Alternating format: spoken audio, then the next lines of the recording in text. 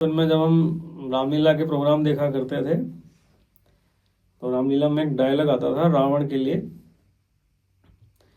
उसको शायद हनुमान या अंगद बोला करते थे कि अक्ल होती तो फिर क्या था, अक्ल का ही तो रोना है, बदौलत अक्ल के हे रावण खाक लंका का होना है। तो सारी बात अक्ल पे आ रही थी। तो अक्ल का बिंदु, बुद्धिमत्ता का बिंदु यही आज्ञा चक्र होता है। इसको कुंडली के, जैसा कि मैंने बताया, कि दूसरे भाव से देखा जाता है। तो लाल किताब का ज्योतिष ये कहता है कि ये हमारे किस्मत का दरवाजा है। मतलब ये हमारा स्थान है, ये हमारे किस्मत का दरवाजा है। तो पारंपरिक तौर पे माना जाता है कि इस स्थान पर गुरु ग्रह और शुक्र ग्रह का प्रभाव है, और बाकी का जो मस्तक का स्थान है इसको राहु केतु की बैठक माना गया है।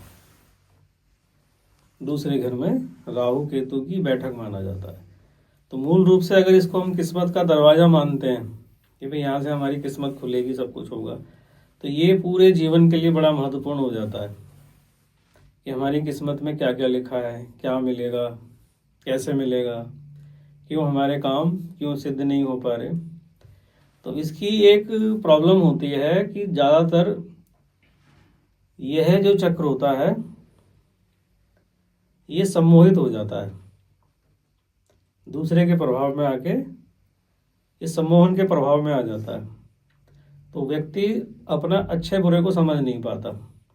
तो इसके सम्मोहन का टूटना बहुत जरूरी होता है। तो लाल किताब ये भी कहती है इसके अंदर कि भाई कुछ बाहरी चीजें हैं ऐसी जो इसका प्रतिनिधित्व करती हैं। तो हमारे शरीर में तो जैसे आज्ञा चक्र का बिंदु बन गया दूसरा भाव, तो हमारे घर में जो हमारी बैठक होती है, जो हमारा ड्राइंग रूम होता है, वह दूसरा घर होता है। और गौशाला, जब बड़ी चारागाह हो, ये भी दूसरे घर का प्रतीक होता है।